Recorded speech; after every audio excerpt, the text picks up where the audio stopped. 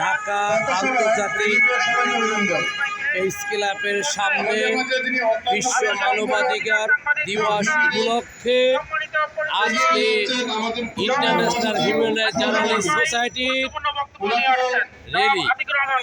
আমরা এই মুহূর্তে উপস্থিত আছি জাতীয় প্রেস ক্লাবের সামনে। মানবাধিকার র্যালিতে আমরা অংশগ্রহণ করেছি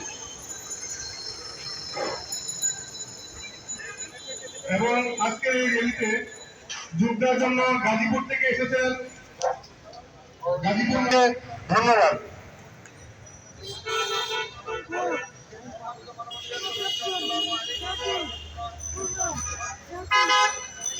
এবং আরো বিভিন্ন জেলা উপজেলা এবং মহানগর থেকে যারা এসেছেন আজকের এই পথসভা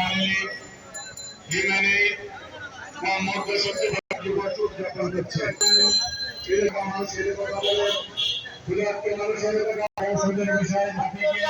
সঠিক বার্তা পৌঁছাতে জাগ্রত থাকে।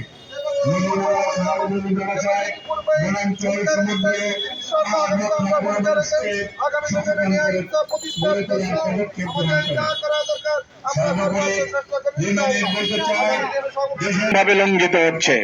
সারা বিশ্বের নিপীড়িত মানুষ আজ হাহাকার।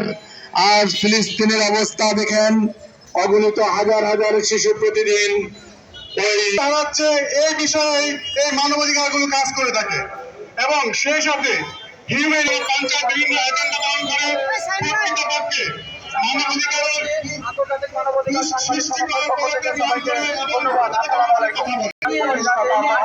যারা মানবাধিকার কর্মীরা আজকের যে অনেক সংগঠন ক্লাবের সামনে সারা বাংলাদেশের বিভিন্ন জেলা উপজেলার তাদের নেতৃবৃন্দ একত্রিত হয়েছে মানবিক আহ্বানে।